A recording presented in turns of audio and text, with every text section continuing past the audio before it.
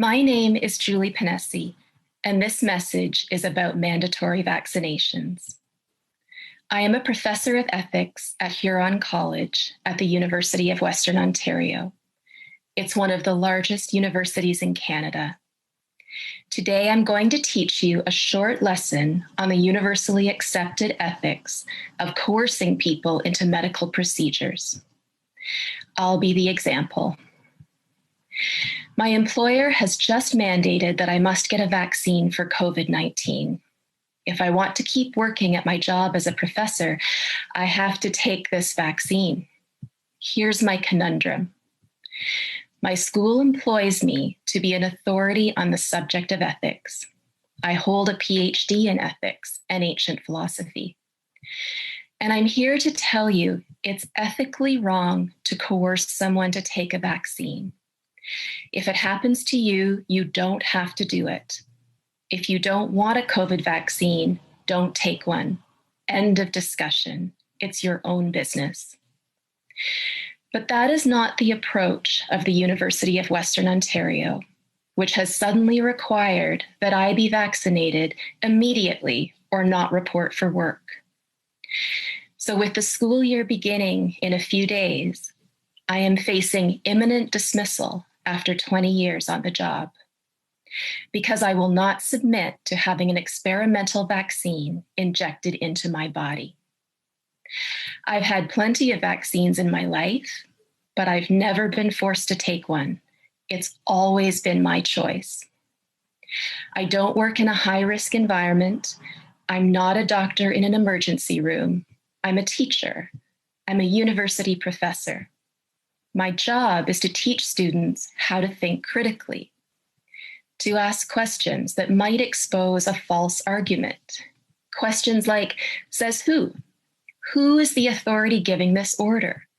Should I trust them with control over my body? As a professor, I don't have to watch the news to find out if the COVID vaccines are safe. I read medical journals, and I consult my colleagues who are professors of science and medicine. I've learned from doctors that there are serious questions about how safe these vaccines really are. There are questions about how well they work. Nobody's promising that I won't get COVID or transmit COVID if I get the vaccine. But ultimately, none of that matters to me because I'm a professor of ethics and I'm a Canadian. I'm entitled to make choices about what does and does not enter my body, regardless of my reasons. If I'm allowed back into my university, it's my job to teach my students that this is wrong.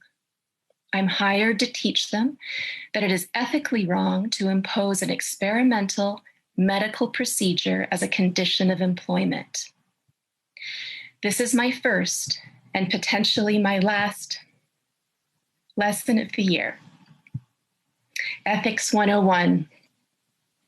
In the spirit of Socrates, who was executed for asking questions, this lesson will consist of only one question. The answer is multiple choice. Please listen carefully.